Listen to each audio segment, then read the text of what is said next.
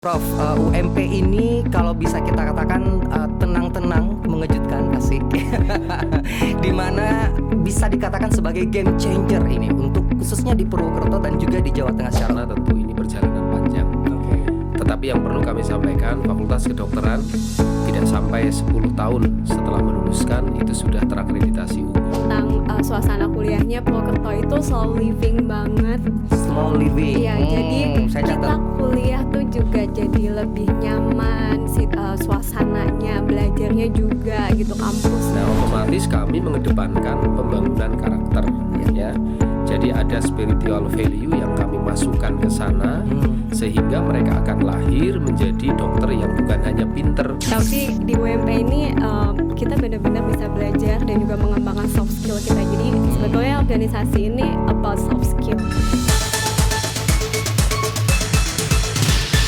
Bayangkan Fakultas Kedokteran yang ada di jantung Jawa Tengah, tepatnya di kota Purwokerto yang kalau kita tahu tenang, tetapi dinamis. Dan di sana lahirlah dokter-dokter berkualitas yang tidak hanya dibangun oleh kekuatan ataupun keunggulan universitasnya dan juga kecanggihan teknologi, tetapi juga berkarakter, memiliki kepedulian sosial dan juga nilai kemanusiaan. Nah, selamat datang di EduTalk CNN Indonesia, podcast yang menyelami cerita-cerita inspiratif dari dunia pendidikan. Dan di episode kali ini, kita akan membongkar rahasia di balik keunggulan Fakultas Kedokteran Universitas Muhammadiyah Purwokerto. Tapi bukan cuma soal nilai ataupun fasilitas, tapi tentang karakter, teknologi, dan juga spiritualitas yang tentunya sudah ada bersama kita. Saat ini ada Profesor Dr. Jebul Suroso selaku Rektor Universitas Muhammadiyah Purwokerto. Selamat datang, Prof. Terima kasih, Mas Roni. Ya, dan ada juga Dr. Rizka Sialastiawan, alumni FKUMP yang kini menjabat sebagai Manajer Hermina Hospital Group. Halo, Dok. Hai. Oke, terima kasih sudah hadir bersama kita di EduTalk CNN Indonesia. Kita kalau ngomong pendidikan biasanya nggak usah terlalu serius ya, karena orang kan biasanya akan mau belajar itu berat banget. Enggak, kalau di UMP buktinya kita sudah punya alumni yang ternyata kompetitif tidak hanya di nasional tetapi juga di internasional, Prof. Nah, ya saya ke Prof. Jebul terlebih dahulu. Prof, UMP ini kalau bisa kita katakan tenang-tenang, mengejutkan, asik.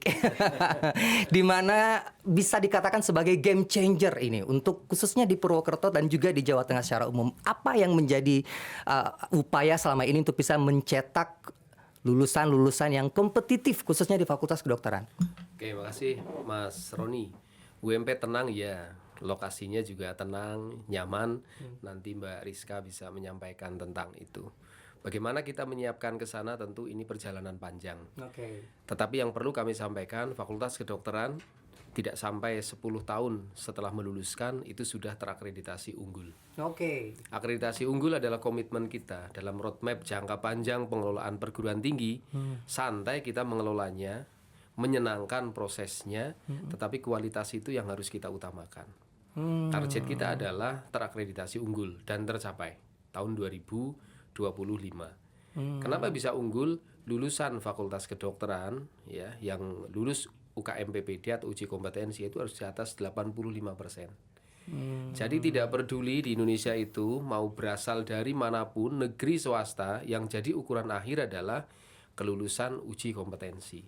Baik. Nah, kami di daerah yang tenang, yang nyaman ini bisa memfasilitasi teman-teman, para mahasiswa untuk bisa lulus uji kompetensi dokter sehingga dia bisa menjadi dokter beneran. Tidak hanya kuliah dokter di mana kamu, tetapi kamu lulus dari kedokteran mana, UMP. Yes. Ini yang menjadi kunci bahwa tidak hanya dibentuk oleh sebuah akreditasi saja, tetapi tadi saya juga di awal menyebutkan bahwa ada pembentukan karakter juga. Faktor dari tenangnya Purwokerto ini. Ya, terkait dengan karakter, kami kan merupakan bagian dari 163 perguruan tinggi Muhammadiyah yang ada di Indonesia dan di Malaysia. Baik. Nah, otomatis kami mengedepankan pembangunan karakter, ya. Jadi ada spiritual value yang kami masukkan ke sana, sehingga mereka akan lahir menjadi dokter yang bukan hanya pinter, profesional mengobati, melayani pasien. Betul. Tetapi value spiritual itu kita charge masuk ke dalam dirinya. Dia punya nilai kemanusiaan yang nantinya, karena pada akhirnya seorang dokter tentu dia akan berinteraksi dengan manusia lainnya, betul. Betul. Ya, dengan agama apapun, etnis apapun, dimanapun dia berada, di daerah, di kota, eksis. Bahkan di kepulauan terpencil pun kita siapkan. Karena saat ini Fakultas Kedokteran UMP sudah bisa itu mahasiswanya dari 34 provinsi. Oke, saya harus ada bukti dulu. Di depan saya sudah ada alumninya. Jadi kalau tadi mengatakan kualitas, kemudian karakter, nah saya langsung cek ombaknya nih. Di depan persis langsung ada ya Dokter Rizka. Sekarang kan sudah berkecimpung di dunia rumah sakit nih yang sebagai manajer. Tepatnya apa yang dilakukan di Hermina Group ini? Oke, jadi kalau sekarang saya jadi salah satu manajer yang in charge-nya di teaching hospital atau rumah sakit pendidikan sama research and development di rumah sakit Hermina. Gitu. Oke, teaching hospital ini biasanya dia akan ada, berarti ada penyaluran ilmu juga seperti itu ya? Betul, karena kita menyadari dengan banyaknya rumah sakit yang kita punya di Indonesia saat ini itu semakin banyak variasi kasus yang bisa bermanfaat untuk adik-adik kita ataupun senior-senior kami yang sedang sekolah spesialis ataupun subspesialis untuk bisa belajar dan juga menyelesaikan pendidikannya gitu. Tadi saya ngobrol dengan Prof bahwa salah satunya juga mungkin faktor Purwokertonya yang memberikan dulu tuh ceritanya. Nah, kalau diingat-ingat reminiscing kembali dengan kondisi saat berkuliah, momen apa yang paling diingat dulu untuk sampai menjadi seorang Dokter Rizka saat ini? Oke, kalau kita tentang suasana kuliahnya, Purwokerto itu slow living banget. Slow living. Iya, jadi saya kita kuliah tuh juga jadi lebih nyaman, suasananya, belajarnya juga gitu. Kampus UMP sendiri itu kita nggak di tengah kota Purwokerto, jadi agak di pinggir Purwokerto, tapi itu justru yang membuat kampus kita tuh suasananya lebih nyaman buat belajar gitu. Slow living tidak berarti tidak catch up dengan teknologi gitu. Iya, Prof. Betul. Bahwa kan di UMP ini kan juga e-learning berjalan, kemudian OSCE Center dan juga CBT.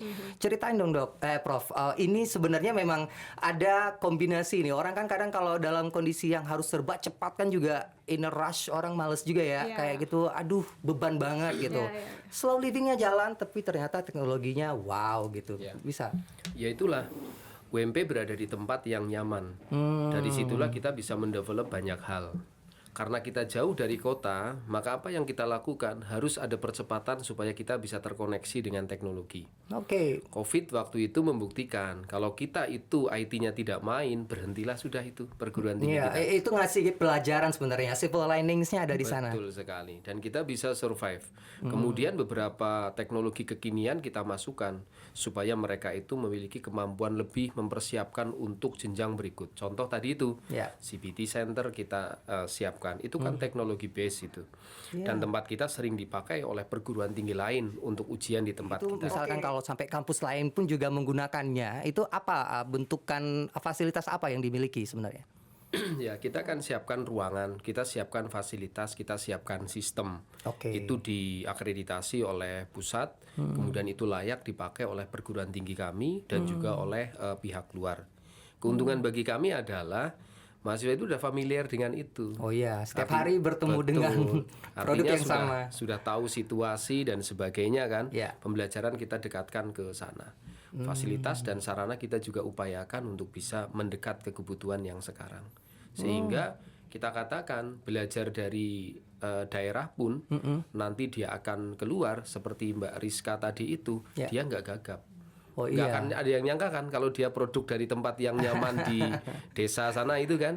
Ya, padahal berasal dari luar pulau, belajar di Purwokerto, sekarang bisa eksis di tempat Jakarta, yang strategis. Di ibu kota, betul. Dengan keseimbangan, kalau kita menyebut itu dia ada keseimbangan ya antara yang tadi slow living yang menjadi mungkin dicari-cari orang kalau lagi belajar tenang, bisa menyerap ilmu dengan baik. Tetapi bukan berarti tertinggal, karena memang juga tetap catch up dengan yang namanya teknologi, ya kan, Dok? Nilai apa yang masih dipegang sampai sekarang? Yang dulu mungkin ketika lagi kuliah masih ada fun-funnya mungkin ya. Biasalah kalau masih mahasiswa. Tapi kalau ternyata sekarang baru nyadar, oh ternyata ini dulu ya yang value yang ternyata bisa saya pakai di tempat kerja sekarang. Oke, kalau kita nyambung sama teknologi tadi, jadi sebetulnya jauh banget dari sebelum COVID. Ya. Jadi saya ingat banget dulu ini CBT Center di Fakultas Kedokteran Muhammadiyah Purwokerto ini. Dulu itu benar-benar serius digarapnya. Oke. Jadi mulai dari timnya, dari sarana prasarana itu semuanya tuh UMP benar-benar serius. Itu juga menjadikan saya sekarang itu, jadi kalau misalnya mau punya satu project, satu program, kamu harus all out. Dengan kayak gitu jadinya bisa tercapailah si tujuan kita tadi gitu. Jadi hal-hal yang seperti itu di luar akademis itu sebetulnya, tapi itu membentuk pribadi-pribadi kita yang sekarang gitu. Oke. Nah, kalau misalkan dulu waktu CBT ini di awal mula ketika ada di UMP ini, apa yang menjadi landasan filosofinya untuk sampai oke, ini kita nggak bisa nih harus main pakai beginian nih gitu, UMP, supaya kita bisa mencetak orang-orang yang benar-benar yang seperti yang kita inginkan gitu. Jadi kita harus punya ya, sesuatu yang memang dasar itu diperlukan oleh mahasiswa, kita harus punya.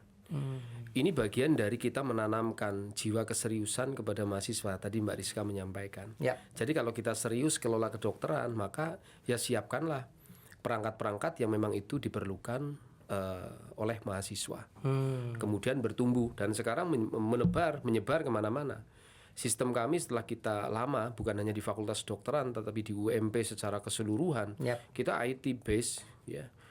Contoh Oke. sekarang penerimaan mahasiswa baru itu sudah masuk semua. Tidak perlu datang ke kampus, bahkan sampai CBT-nya, tesnya itu bisa dilakukan dimanapun dengan kontrol yang insya Allah terbaik dari kita. Wow, Ya. wow. Ini hal-hal yang apa ya?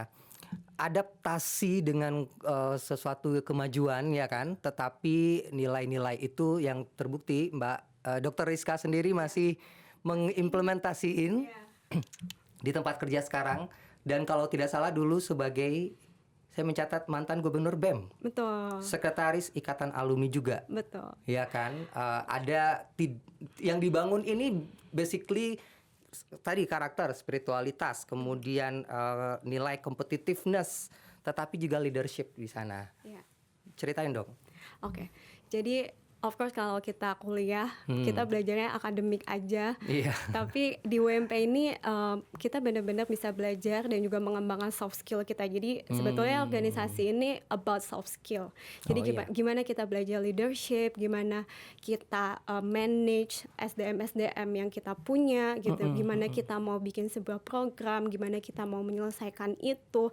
Jadi dari situ kita banyak belajar, kita banyak bertemu dengan orang, kita banyak berkomunikasi, dan itulah yang jadinya selama kita kuliah mungkin tanpa kita sadari, selain kita juga bertambah dari segi keilmuan kita, tapi kita juga berkembang dari segi soft skill-nya gitu. Oke, dan sebagai manajer di Hermina Hospital Hospital School. Group Betul. ini, itu seperti apa leadership yang sekarang dibangun, yang berjalan saat ini? Oke.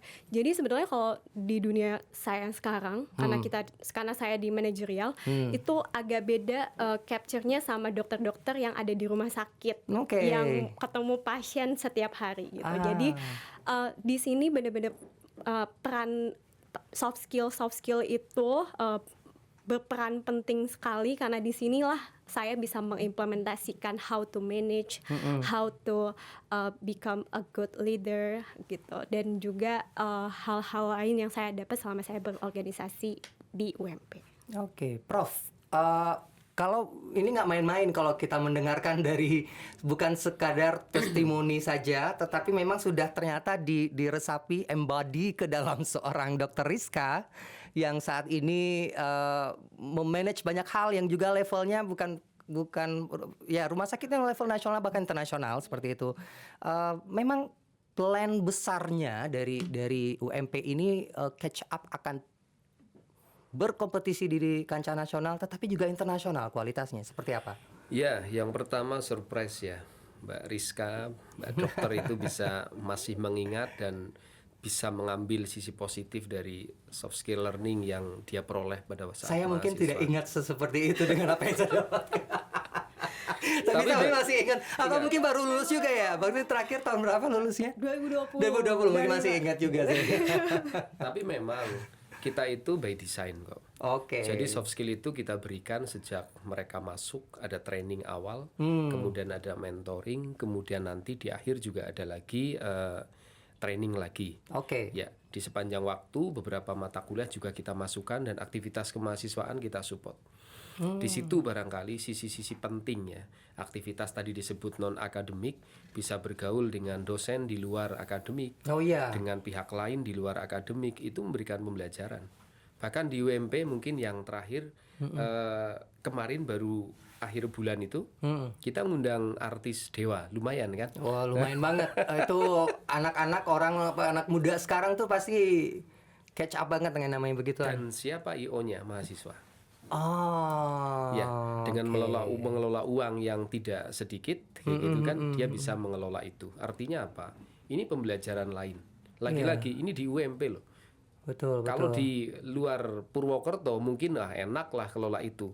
Meskipun tidak semua kampus juga saya kira bisa mengelola itu. Betul. Ini di UMP yang ketika perjalanan ke sana siapapun itu butuh waktu minimal 4 jam. Kita tidak bisa pungkiri memang benar yang Ya. Prof bilang bahwa kalau anak-anak mau nyari kampus gitu, mungkin kepikirannya kota besar apa ya, mau cari yang wah akan bisa fun seru apa segala macam, ternyata ya seperti yang Prof ceritain tadi gitu. UME memiliki itu semua. Iya, datang ke UMP, apa sih kebiasaan kalian yang tidak ada? Yang penting kebiasaan bagus loh ya. Oke. dicatat. Iya, kafe kita nggak kurang. Teman-teman dokter itu nongkrong menyiapkan uji kompetensi di kafe, jangan iya. salah mereka Iya. itu. Iya. Masih kekiniannya masih dapat gitu ya. Tadi saya bilang slow living di saat momen yang bersamaan, tetapi teknologi juga kepegang. Mahasiswa kedokteran umumnya bawa mobil. Kampus di kota masih boleh bawa mobil, belum tentu. Oke. Masuk ke UMP masih bisa parkir. Betul. Betul. Nggak macet. Iya kan, Dok? Iya, iya. Iya. Itulah kampus kita yang kita sebut nyaman. Ya. Baik, Dok. Dari apa yang disampaikan dan kalau kita lihat perjalanan selama ini saat menjalankan karir di Jakarta, ya Iya. kan, tentu kan ada perubahan lagi yang dirasakan ketika menimba ilmu di UMP, kemudian harus ada adaptasi lagi di tempat yang baru, kemudian dengan competitiveness atau persaingan bersama orang-orang yang datang dari berbagai wilayah ke Jakarta gitu, dan ternyata memegang posisi yang tidak main-main sekarang gitu. Ada tantangan atau apa yang hal titik balik yang mengubah hidup yang bahwa oke, ini nih UMP yang udah membuat saya seperti ini nih, yang pada akhirnya challenge itu terlewati semua. Oke. Jadi seperti yang tadi saya udah bilang, dunia kerja yang saya sekarang tekuni ini, yang saya jalankan ini berbeda dengan konsep dokter yang bertemu dengan pasien, Ya. yang taking care pasien secara langsung gitu.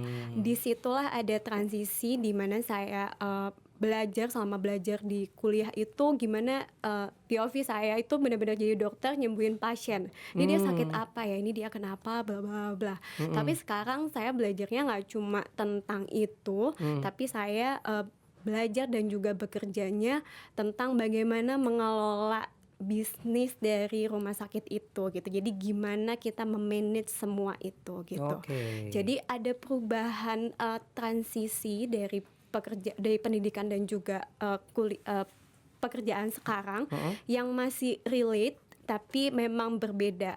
Nah, itulah hal-hal transisi itu yang saya juga dapatkan selama kuliah. Jadi cara beradaptasi gitu.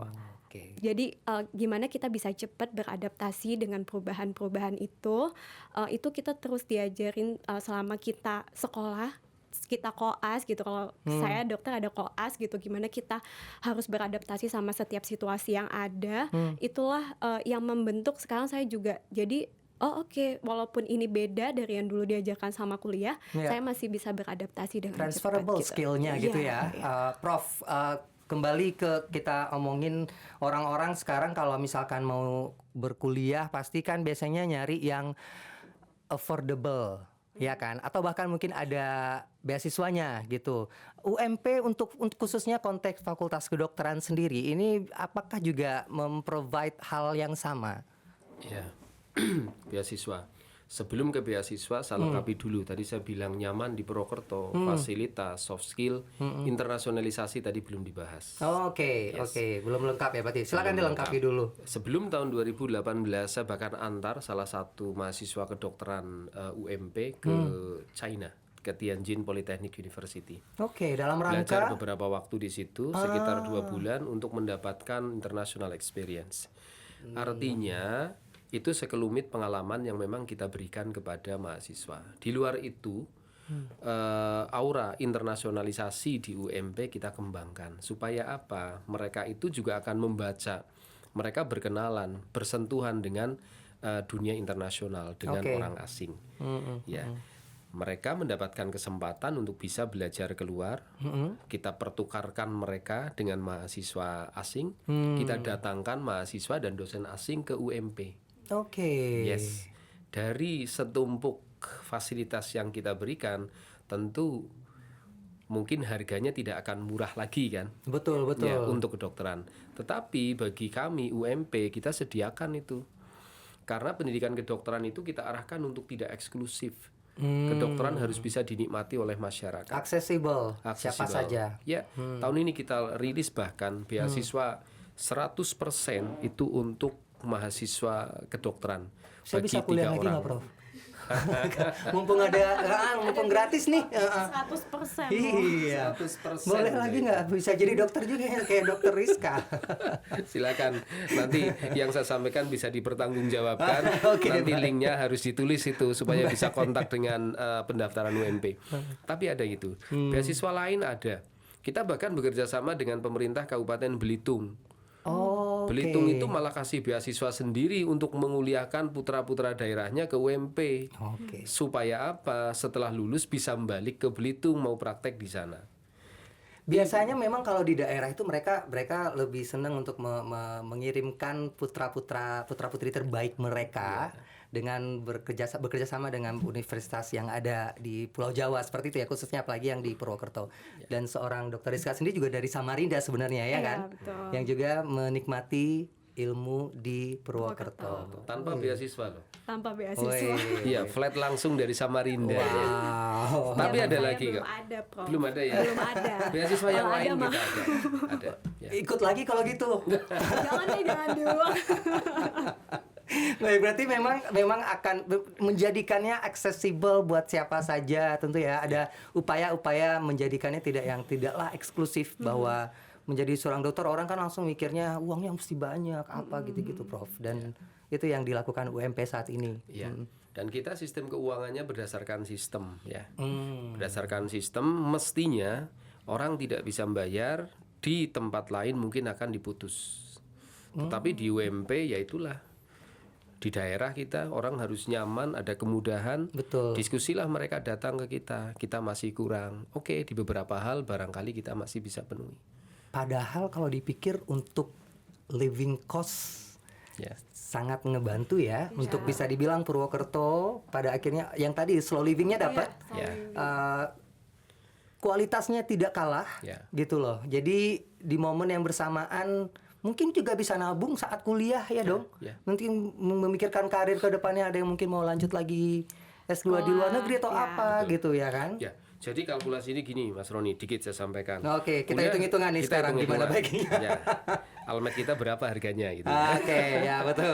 Jadi begini Mas Roni, kita itu nggak bisa menghitung perguruan tinggi itu mahal atau tidak hanya dari SPP dan sumbangan pembangunan Setuju. atau pengembangan. Yap. Karena hitungannya itu harus general, harus komprehensif semua, termasuk di dalamnya 1 bulan akan hidup dengan uang berapa. Yes. Kayak gitu kan? Biaya ngopinya berapa? Ya, yang ngopinya berapa?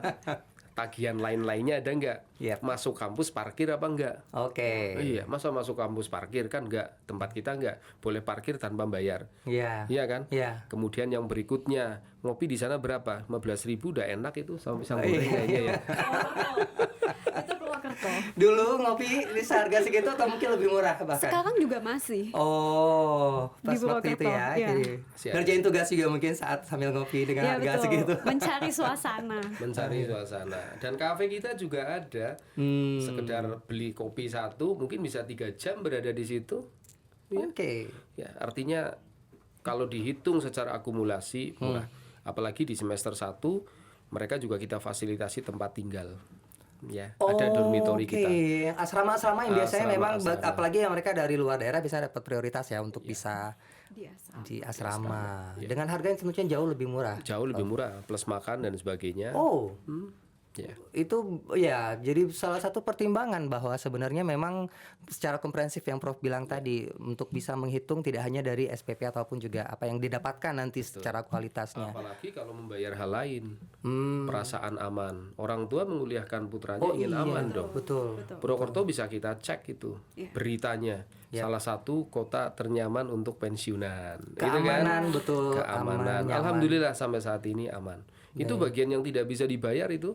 Oh iya. Iya kan? Iya. Agak sulit untuk dihitung tetapi bagi sebagian ini menjadi salah satu fokus. Oke. Ini alhamdulillah Mbak Rizka aman tanpa godaan di Purwokerto. Betul, aman sampai di Jakarta, Prof. Oh ya aman ya. Kita ngomong kalau udah peran alumni ini sekarang kalau sudah saya masih mungkin dengan Prof dulu Dok, nanti saya kembali ke Dok lagi. Seberapa besar sih peran alumni ini untuk bisa dikatakan mendukung tumbuh kembang ataupun juga semakin maju lagi nih kampus-kampus yang kampus UMP ini khususnya untuk bagaimana menghadapi globalisasi. Iya, alumni ini vital. Sangat besar. Saya rektor punya dosen, iya suka. Tetapi punya alumni yang bagus, jauh lebih suka. Oke. Ya, karena produk kita adalah alumni. Gitu Orang kan? akan melihat bahwa oke jadinya begini nih Iya, gitu ya. UMP seperti apa itu adalah alumni kok. Saya selaku dosen bercerita panjang lebar, orang mungkin akan percaya atau masih bertanya. Tapi alumni dia bercerita, dia itu nggak kita setting kok. Dia akan ya. Dan ini bukti nyata bahwa kita itu ingin membuat apa namanya dampak. Universitas yang memberikan dampak. Lewat apa? Ya lewat alumninya. Di mana Dokter Rizka di rumah sakit Hermina. Jadi apa? Jadi ini. Oh, lulusan kita bisa dipakai. Itu. Maka jauh-jauh saya waktu itu ke Kendari, kita ada temu alumni di sana. Ada perwakilan alumni kita di sana. Yep. Dan nanti malam ya kita mesti ada itu pertemuan dengan alumni dan kita rencanakan. Oke, khusus ya, berarti yang lebih kalau ini lebih intimate gitu ya untuk membicarakan apa nih ke depannya untuk bagaimana bangun lagi nih sama-sama gitu, makin memperkuat lagi keunggulan UMP. Tapi kalau yang ketika kita ngobrol tadi masih ikatan itu di mungkin bisa dikatakan dibangun lagi dengan pihak kampus dan seperti apa selama ini upaya dari alumni untuk ngobrol bareng atau mungkin ada duduk bareng memastikan bahwa next generation-nya akan menghasilkan orang-orang seperti kita nih. Ini mungkin contoh satu ya, Dokter Rizka, tetapi dari sekian ribuan alumni yang bisa dikatakan memberi dampak di masing-masing pekerjaan mereka. Oke, jadi kalau alumni sendiri di era teknologi sekarang kita komunikasi masih oke banget, of course. Jadi kita teman-teman lulusan Fakultas Kedokteran UMP semuanya masih in touch dari mulai angkatan pertama sampai dengan bahkan yang masih kuliah sekarang. Jadi kalau kita Prof di FK ada sistem pakai nomor induk mahasiswa. Jadi itu Ketahuan menjadi tahunnya dengan betul, tapi dengan nomor itu adalah adik kelas kita sampai kapanpun. Jadi saya walaupun saya dari angkatan pertama, Prof, saya masih punya adik NIM, adik nomor induk mahasiswa sampai dengan sekarang di tahun 2025 ini. Jadi itu membuat alumni dan juga adik-adik yang ke bawah itu nggak ada gap gitu. Kita masih bisa in touch satu sama lain, kita bisa sharing gitu. Jadi banyak juga anak-anak BEM yang sekarang itu meminta alumni-alumninya untuk sharing. Gimana sih sekarang kerjanya gitu, gimana sih sekarang kalau di rumah sakit, gimana kalau sekarang jadi PNS, gimana sekarang kalau di manajerial gitu. Jadi kita Iya, iya. sharing dari alumni ke adik-adik kita yang belum bekerja gitu. Wow, ya, ini hal yang saya baru dengar loh yang kayak begini. Saya maksudnya kita mungkin dengan kampus masing-masing kan juga punya ada cara mekanisme tersendiri Iya. untuk berkomunikasi atau Iya. reconnect atau reuni dan segala macam. Tetapi dengan pola ini sepertinya cukup menarik ya. Jadi orang memang nggak ada gap itu lebih seru ya. Maksudnya anak-anak sekarang kan maunya dia memang gimana sih seperti ngobrol sama temen sendiri betul. gitu kan, kakak-kakaknya ngasih inspirasi gitu. Bahkan acara di FK sekarang, misalnya mereka ada gathering atau apa, kita alumni di invite Wow. gitu. Jadi kalau misalnya kakak-kakak mau datang, boleh gitu. Oke, itu Jadi tidak dasarnya necessarily harus di Purwokerto atau di mana acara? dimanapun kalau misalnya mereka ada acara, mereka ngadain acara, pasti alumni diundang. Dan Oke. itu benar-benar membuat jadi rasa kekeluargaan di Fakultas Kedokteran sendiri ya, itu benar-benar baik. Oke, ini satu fakultas loh. Kita baru Ya. belum mengulas mungkin ada berapa fakultas yang ada di sana. Saya mungkin ke Prof, ada pesan apa nih buat anak muda di daerah yang mungkin mimpinya jadi dokter, terus tapi kepikirannya kayak, aduh, kampus banyak banget nih sekarang udah memfasilitasi untuk menjadi seorang dokter gitu. Tetapi nih kita game changer. Kita membuat sesuatu di Purwokerto yang cetakan-cetakan kita bukan main-main gitu. Yang seperti Dr. Rizka. Apa ya pesannya kepada anak muda? Iya, menginginkan kuliah di kedokteran itu menurut saya saat ini relatif mudah untuk bisa dipenuhi. Tetapi untuk menjadi dokter yang lulus uji kompetensi, yang dia memiliki kompetensi tambahan, Yep. yang bisa diterima di dunia kerja dan lain-lain, itu perlu bijak menentukan. Wow. Apalagi ketika orang tua memiliki keterbatasan keuangan finansial. Yep. Ya, maka pilihlah tempat yang relatif bisa terjangkau, tidak hanya hitungan SPP saja, tetapi hitungan secara komprehensif. Yang kedua, tempat yang slow living, tempat yang nyaman, Ya. automatically healing tiap hari di situ. Oh iya, Iya seru kan? banget. Mungkin stressfulnya akan berkurang setiap hari ya, karena dengan melihat situasi yang nyaman seperti itu, membantu sekali gitu. Dan jaringan alumninya yang kuat. Ini Saya setuju. penting. Kalau dari mendengar apa yang disampaikan Dr. Rizka, saya nggak ragukan sekali itu sangat itu yang kuat paling bunyi. penting. Yes, Wah, paling itu. Dr. Rizka, apa pesan kepada mungkin mahasiswa yang masih berada di FK-nya nih? Oke. Kalau misalkan tadi sudah memberi pesan ke anak muda, nah kan sekarang lagi ada yang berjuang nih, ya kan? Mau menjadi next Dr. Rizkanya, asik. Yang kayak gimana sih? Apa yang harus? Mungkin ada yang sempat momen-momen kayak, aduh kayaknya capek ngerjain tugas apa, perjalanan panjang banget nih di FK gitu-gitu. Gimana sih nyemangatin mereka coba? Oke, kalau misalnya panjang but it's worth it gitu. Jadi Oke, nggak ada yang mudah ya, baru. ya, tapi jalani aja pasti bisa pas gitu. Mungkin notesnya kalau buat adik-adik yang sekarang, in the future we are not talking about just illness care, but more about advancing health. Jadi kita udah harus ngomongin kesehatannya tuh nggak cuma tentang menyembuhkan betul. sakit aja, tapi kita juga harus mikirin gimana perkembangan dan juga teknologi kesehatan di kedepannya. Lebih gitu. kepada prevention ya sifatnya Yes. ya, bahwa menjaga kesehatan tuh memang dibangun. Betul. Mindsetnya udah memang seperti negara maju, memang sudah Iya. seperti itu ya, udah Iya. bukan untuk curing lagi ya, Iya. udah bukan menyembuhkan lagi, tapi gaya hidup sehat dibangun. Betul. Kemudian makanya knowledge tentang Betul. kesehatan diperlukan. Wow, Ya. saya sekarang jadi berpikiran saya pengen incar deh beasiswanya yang masih untuk usia saya bisa. So, karena obrolan ini aja saya udah langsung bisa menyerap banyak hal dengan melihat seorang alumni yang seperti yang disampaikan tidak membumbu-bumbui, tetapi memang pada dibuktikan langsung oleh Dr. Rizka. Thank you so much Prof. Jebur, thank you so much sekali lagi, dan juga Dr. Rizka dan Edut Talk ini memang selalu berhasil membongkar lagi apa yang menjadi hal-hal unik atau bahkan mungkin hal-hal yang menjadi inspirasi bagi dunia pendidikan di Indonesia. Demikian dan sampai jumpa. Thank you.